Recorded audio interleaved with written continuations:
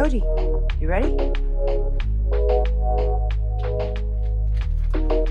You ready?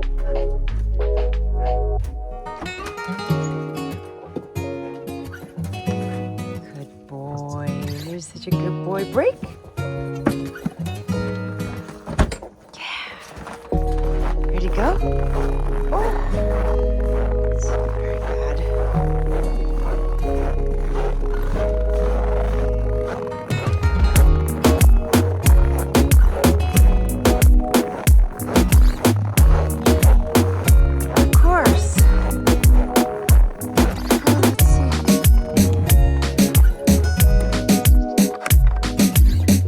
Going.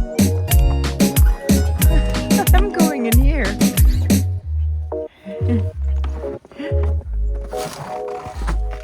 Come on in. Oh, hello, y'all. I don't know if you'll be able to see. Looking for something. I am looking for something. So, welcome to the jungle. Sorry, it's a disaster in here, but it's a disaster because we haven't really moved in. I'm just looking. This is the gentleman's stuff plus our stuff. So this is our garage and his garage because he didn't move out. He just moved. He didn't move out. Hello. I'm so sorry. I got a little sidetracked. This whole cabin has to be completely taken apart, like seriously taken apart. It's gotta go. Well, I've been waiting for better weather. Sorry, got you all cockeyed. But unfortunately, just like the times ahead of us don't look like they're any better. Sorry, I'm talking loud because the weather is just literally blowing in my face. And I've been going for walks and I haven't taken the camera because, well, it's like this all the time, except it's like worse. Odie! So I don't take the camera out. I've done more talks in the car. But all in all, I am on the wagon, even though I don't take you guys out every single time because, like I said, the last time I took you guys out, which was obviously the video before this one, I was struggling to get through. I had to walk backwards. Come on, let's go. And I try not to wait until, this time. It's like, I think it's around, time's getting away from me because I was trying to get through some of my technical things, and I'm downloading and I'm uploading and I'm transferring and I'm doing this and I'm doing that, and these are all things that I'm not particularly good at. And not only am I not particularly good at, I don't particularly like them, and it takes a lot of my time. So like the weather, it's not getting any better. I was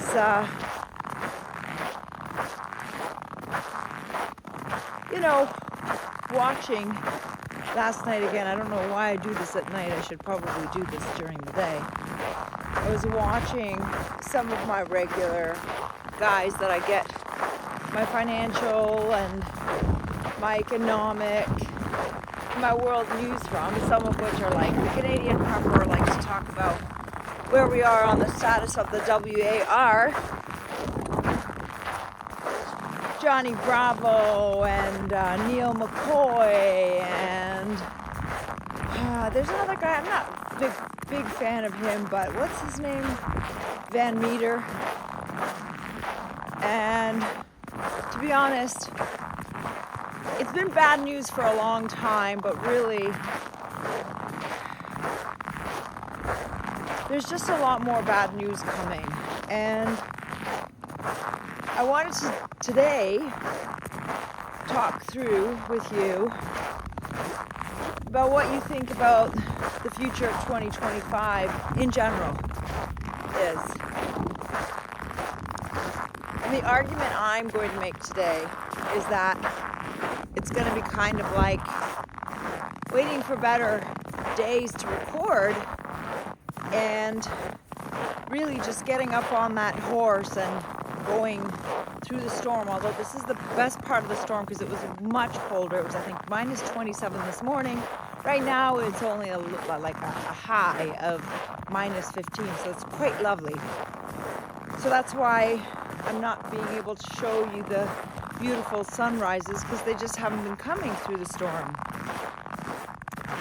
And I guess as I've been kind of sitting at home, and I mean, I walk with the dog, but I haven't been able to make a video because I just don't want to take my phone out and do the video and then find out that it's switched off because this thing does not like the cold.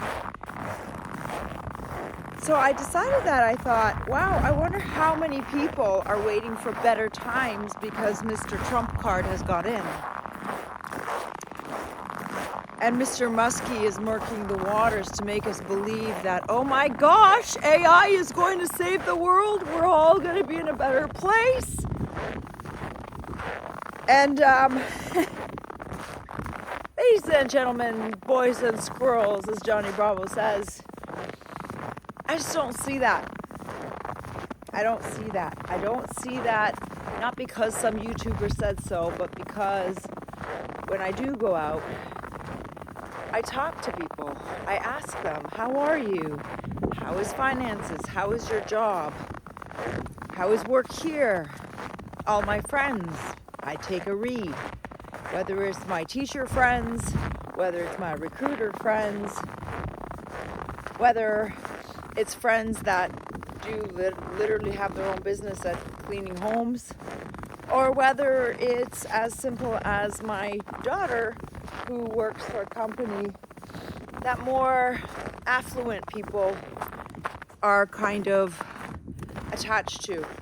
So I try to not only take in what I'm learning from others, more professional people in the matter, like forecasts and people that have been studying the geopolitical sphere and the macro and the microeconomic sphere.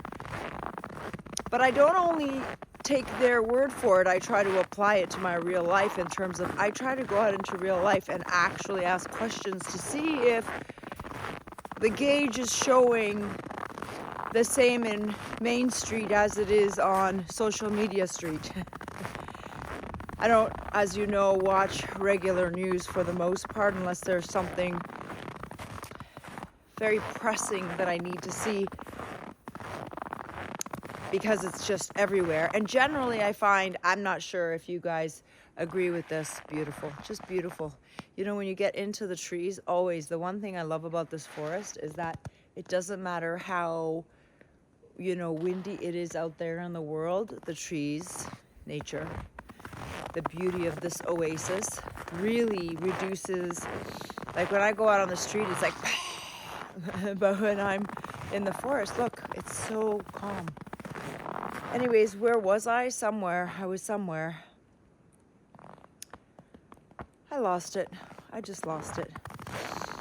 Anyway, so I do try to gauge, if this is where I left off, I do try to gauge in my life to see if the needle is moving one way or the other based on what I have seen. Oh yes, mainstream media. So if there is something going on in the mainstream media that is covered by every single outlet, you better believe, hang on, I just gotta double check. Gotta check. I've had enough of these problems. You gotta just listen to what they're saying, because there's generally a reason why they're saying, hey, look over here, look, quick, look over before you miss out. They usually do that because there's something down here that's happening that nobody is paying attention to, and that seems to be the way that these masters of ours, roll. And as I was kind of contemplating why I thought that this weather in the last week has been so almost like overshadowing of what 2025 is about to bring to us. I mean, Mr. Trump card has been in power for 3.2 minutes, and he's already making it look like he's shaking up the place. He's not. He's not. Guys, if you really want to look at true politics, true geopolitics, why don't you look at his term and notice that everything that Biden was doing, he was doing before him. And right now, to be perfectly honest, what are you doing? Come on. Come on. Let's go. Let's go. Come on. Come on. The only thing is now you've got other billionaires that are in there allegedly agitating.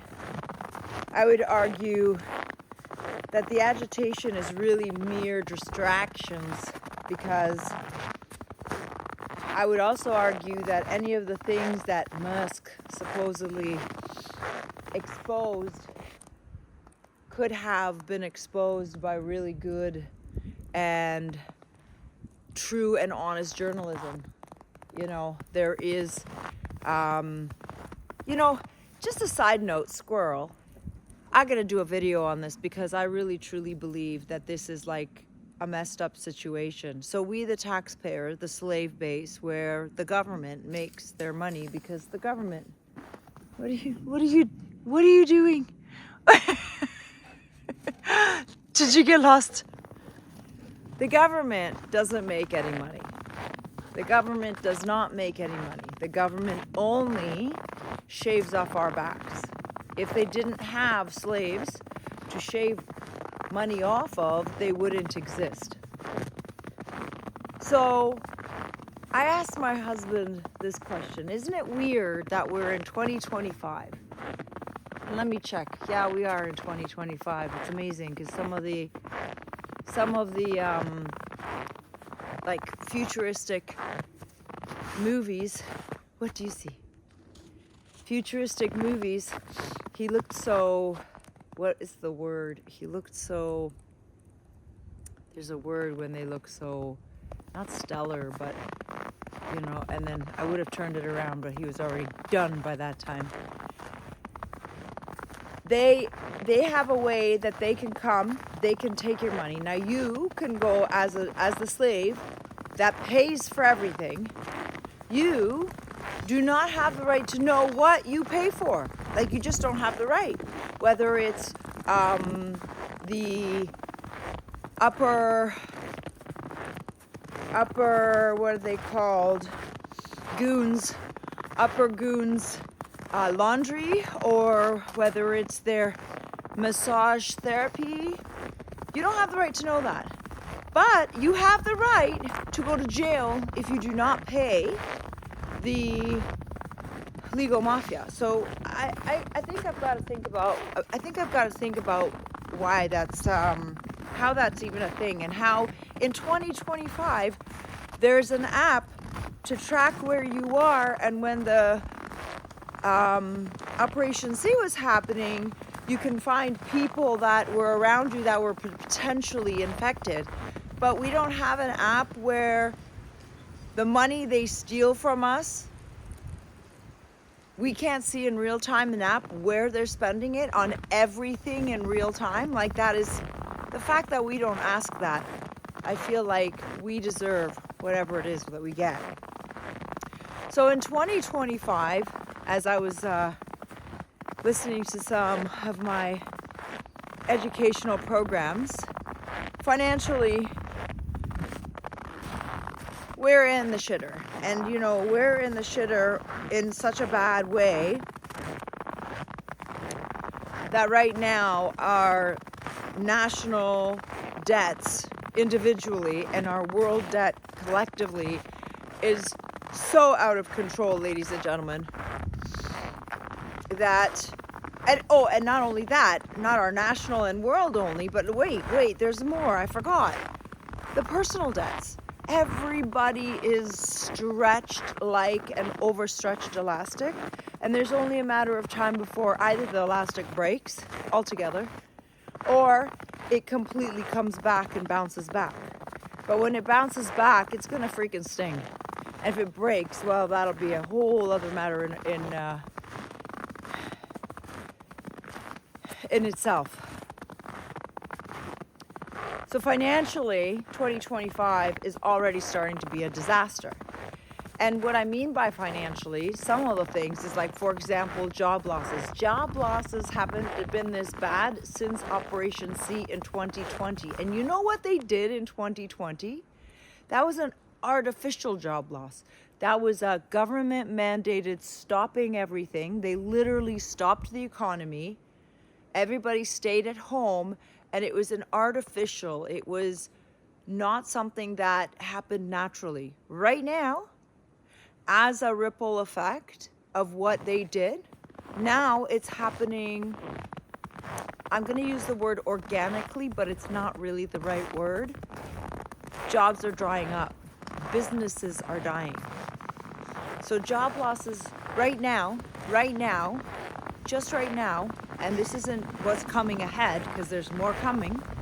JCPenney is closing locations. Walgreens in America are closing branches as well that are underdeveloping. Victoria's Secret's even in Canada. Sears is in Canada. Foot Locker, Best Buy, Macy's, 7-Elevens. I'm not sure if anybody is worried about this. Like, we have to understand that when big conglomerates start dying, something is happening in our society. Something not good is happening in our society.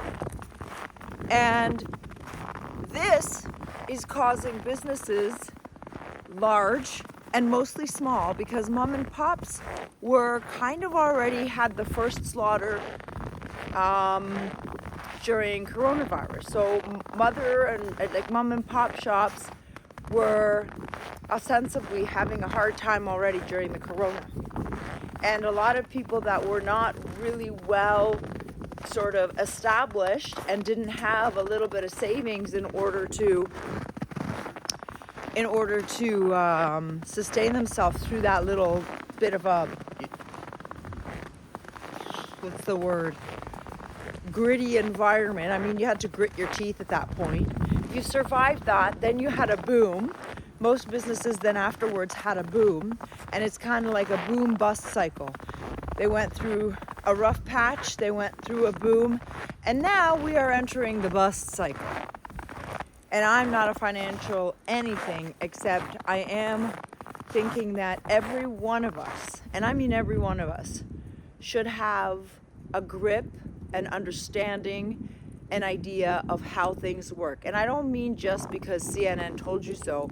I mean, you need to be able to go in and look at, okay, job numbers. Job numbers are very important for an economy. If your job numbers are starting to decline rapidly like they are right now in Canada and the States, in Europe, I would argue everywhere, because I think in China, no, I'm sure in China that it's the same thing.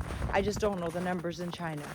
It is your responsibility as a human being that pays taxes and has to go to work and slave your life away in return to survive.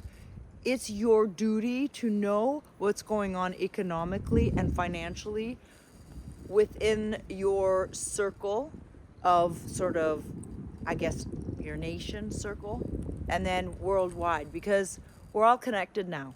You know, if we're talking about 50, 60 years ago, you didn't really have to worry about China. You didn't really have to worry that Russia is pretty pissed off right now. You didn't really have to worry if Taiwan was, doing poorly.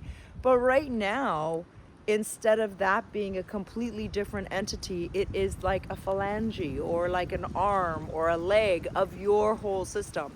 And if you do not understand that, if you don't even understand the money system, which most of us don't understand the money system, and that's how they get us. So it's your responsibility to know this. So I'm not a financial anything, but I am interested in the way that they are able to do what they're doing to us based on these quote unquote business cycles. These business cycles that they ostensibly have the levers to in the back end, and they pull a lever like they printed money, and all of a sudden there's a tax called inflation.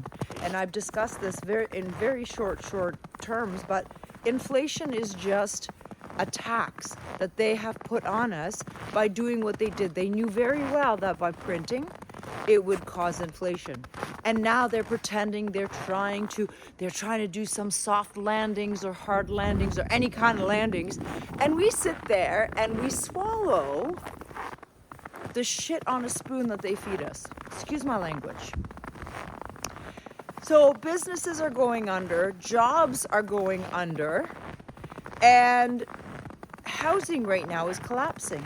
I don't know about anybody in Europe yet, but in America and Canada, people are walking away with anywhere from, $200,000-$300,000 losses if they bought in that time of crazy, especially. So if you bought 20 years ago, okay, you're not feeling it exactly the same way.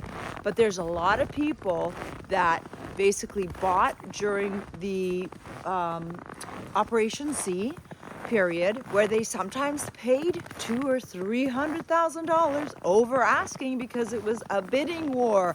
Look, everything is a war. There's war on drugs, there's bidding wars, there's a war on obesity, and none of these wars are wars that you end up winning. I don't know if anybody's taken a note of that. So having a war on anything proves not to be very fruitful for the common slave or the common pleb, you and me. So now people are, I don't know if anybody knows a gentleman, he's a Canadian, I really like him. His name is Mark, I don't really know what his name is actually, to be honest, just his channel is Market Mania. And he does a lot of where he compares how somebody lost like $600,000 in Mississauga, or even in Oakville, or in Toronto, which is pretty populated cities in Ontario. Odie! I've lost him again. That pup, I'll tell you. When I'm not recording, I don't lose him. I only lose him when I'm talking to you guys. I'm much more on top of him because, well, I'm not paying attention to you. So housing is starting to be a big problem, and people, when you lose $500,000 in a deal, that sets you back quite a bit. Unless you're making $1 million+ a year, that's going to set a person back. Again, reducing what your future purchases and future life will look like, whether it's in security and education or whatever else that you were planning on spending that $500,000. You're not going to, so it's not going to look good. And in Canada, I don't know how it is. I know in the States you can get 30-year mortgages, but in Canada the most you can get, I believe, is 10 years. And so at the best case scenario, in 10 years, you have to renew your mortgage. Right now, the interest rates are not anywhere where they were when people were buying these overpriced homes. And so anybody and the average is like 3 to 5 years. I don't know a lot of people that take out the 10-year, because generally I don't want them to sneak up on me. Generally, when you get a 10-year, it's a higher rate. So whenever you do the 1 or 3 years, it's kind of the lowest rates, but then 5 years, kind of the middle of the way, obviously. And then the 10-year, you generally pay the most to lock in for 10 years. So let's just face it, and let's just be honest with ourselves. The banks never lose. The banks never lose, even though that they're crying, that right now there's so many banks crying, saying that, they don't have liquidity, that they're having a liquidity crisis. Meanwhile, they're caught in like really, really hardcore freaking mafia shit. Like, TD was charged something like to the tune of $40 million because they got charged because they were doing some money laundering. Money laundering happens on a daily in the government. So, at the end of the day, the fact that we're going to jail for money laundering, that's one thing. But the fact that governments do it as a regular form of business, that's just business as usual, unfortunately. And that's the world we live in. And unless everybody starts getting interested in these things, like, I'm seriously like such a stupid person. I'm not a smart person, but I'm interested in the world around me. And I'm not interested at face value what they're giving me. I'm interested in what's really happening in the world. Like, I have friends that are now having to really consider downsizing and selling, and some of them are having great trouble selling their home. So housing right now is starting to be a problem. Now, Mr. Trump Card and his goons are threatening our goons with tariffs. Again, tariffs is another name for war tax. And historically, my understanding of the situation is, and it may not be absolutely accurate, but everyone can go and do their own research, tariffs generally end up in war. Generally. And if Mr. Trumpet actually does, put the said tariffs on, it's going to make everybody, all the plebs, all the slaves, all the bottom people, much more poor overnight. Much more poor. Imagine paying 25% more on basically most goods, let's just say. Because at the end of the day, we sell America energy, America sells us, so many things. And to be honest, if anybody thinks this is going to be a good time in 2025, I think people need to start getting interested, because it's not like waiting for the storm where eventually the sun will come out. And yeah, eventually 2026 will come and 2027, but I don't think that it's going to get better that quick. And I think that most Canadians think that, we didn't really suffer in 2008. Yeah, because we got bailed out without, quietly. It was a quiet bailout. It wasn't as big because we are such a small portion of the North American economy that, it was like, here's the $5, you guys need to help yourselves. But now we're in worse shape, Canadians. We are in worse shape than America was before 2008. Like, our household debt is incredible. Apparently Canadians, 50%, oh my gosh, and I don't know if this statistic is accurate, but more than 50% of Canadians don't have $500 in a rainy day slush fund. I don't know if that doesn't shock everyone, because that's a statistic for me that is, wow. More than 50% of Canadian population, if something goes wrong, their car breaks down, they have an injury, they can't go to work, they don't have more than $500 in a rainy day slush fund. That's scary. That's anarchy. You're on the cusp. Now, of course, in 2025, we already had major fires, major floods, and I imagine that this will only persist.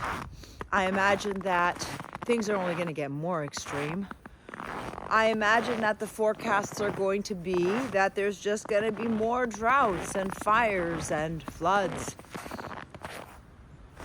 And this is going to cost everyone, because more and more insurance companies are allowed to do whatever they want. They don't have to insure you if they don't want to, but by law, you have to have insurance. So again, it's kind of the same thing as they can put you in jail for a back tax of whatever, but you can't hold them accountable for the money they've stolen from each and every single one of us.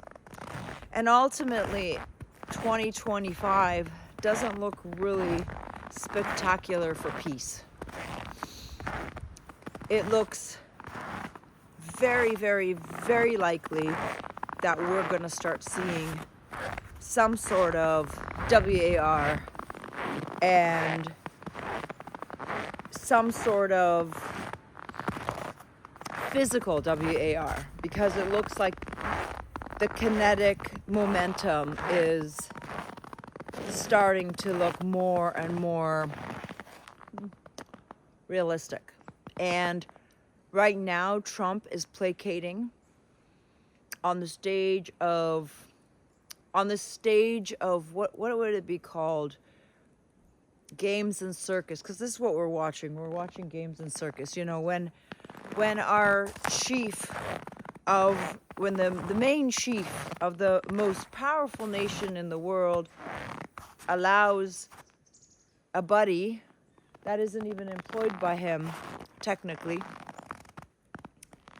to come in with his Friday night game outfit and his son, because the son doesn't have a babysitter, and he sits there and passes the steering wheel to this friend of his. I mean, that sends a big signal. We've lost control of the pilot. The pilot is, not there. So it doesn't look good for 2025, and it doesn't look good for the next couple of years if WAR actually starts. And actually, the book that I'm reading, which is just, it blows me away, this book, this Behold a Pale Horse. In there, William Cooper basically, and there's been a lot of nasty things that people say about this gentleman, but everything that I've read so far in this book is like, I have my highlighter and my pen, and I'm making notes, because like there isn't a page that isn't absolutely imperative to pass along to people that are willing to listen. And in my case,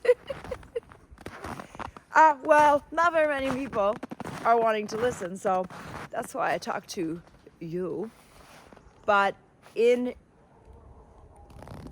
Odin! Odin! Sorry, I don't know why he's barking so. Odin! 2 seconds.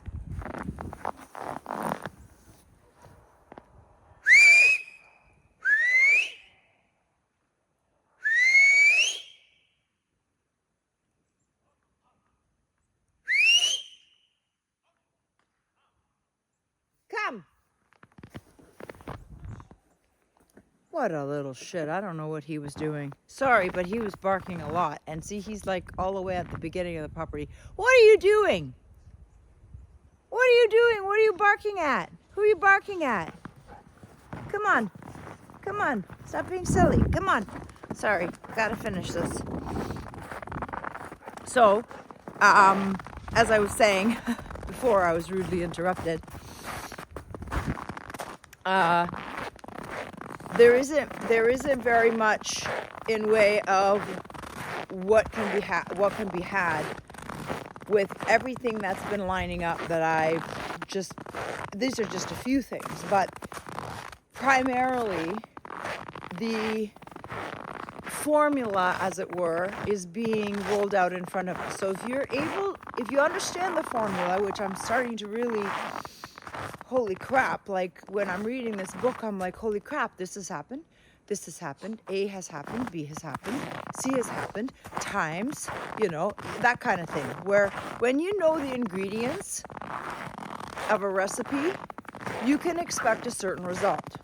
And the way that Bill Cooper explains it, which makes a lot of sense, is there's a reason why WAR is scheduled in intervals of so many years apart. For one, it's so people forget how it happened. For two, it changes the societies in directions that are very quick and brisk and forced. They're forceful ways of changing society because a lot of people cease to exist. And one of the other things is that, and this is really crazy, maybe you won't think so, when a financial situation arises that the elites cannot get themselves out of, and we are the many and they are the few, they must bring things down by clearing the, how would you say, clearing the record, clearing the,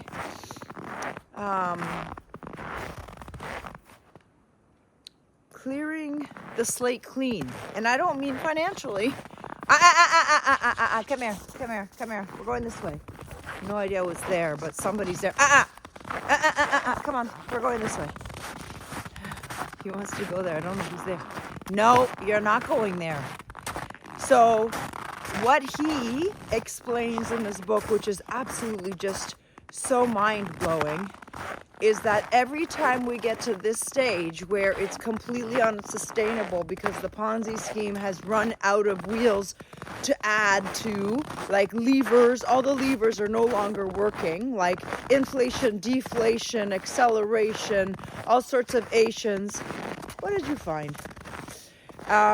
When they stop working, they have to either allow the Ponzi schemes to collapse, in which case they also can lose, and we can then turn on them, or eliminate the people in the Ponzi scheme to reduce the amount of people that you have to support in the scheme. So I'm not sure if you understand that, but that's about as clear as I'm going to be because, well, we all know that free speech is paramount, especially on this platform. I seriously got to get my crap together and get myself on the other platforms. And I was listening to Alan Watt again last night, and that man was just kind of like Will Cooper. He just explains so many things that seem so complicated, but they're not. They're very simple. And I think that if less people were scared to look at what is instead of what they wish it was or what they want to believe it is, I think we'd be in a better place. Anyway, I have overstayed my welcome today. My feet are fine, but my legs are killing me. My fingers are frozen, the tips of them. My dog wants to go and bite somebody. I'm joking, he doesn't bite. He just likes to bark a lot. He's a big talker. And I just gotta get home. Anyway, I hope that 2025 is definitely none of the things that I said. I definitely hope that we can have more prosperity and that we find peace on this planet, but I really would hope that anybody that I talk to has the ability to look at real facts, reality-based, non-fictional version of what's happening. And I would hope that if you are able to look at the real, factual, on-the-ground situation, that you are getting ready. No, you're not going to go. You're going to stay here with me. So I implore you, please look into whatever it is you need to do in order to set yourself up, get out of debt, have some extra things like food, primarily food. If you can afford to buy commodities that you can use to trade or barter with. You're not going anywhere. I didn't say you can go. You're going to stay with Mama. And hold on to your loved ones. Be close to people that you love. Open conversations. Maybe they'll be willing to talk about it. And if you have anything to add or share or refute or argue with, put it in the comments. I don't seem to get commented. I haven't been able to do that yet somehow. But in the meantime, if you find that little S button, if you can press it, the one that says subscribe. Oh my gosh, I hope it lit up for you. And maybe a thumbs up, because it is freezing out here, and I do come out and do everything that I said I was going to do. And hopefully that just eventually, I don't know, deserves a thumbs up once in a while. But if not, then I hope you have a beautiful day wherever you are. And hopefully, as always, it's warmer where you are and less stormy. Until then, take care. Mwah.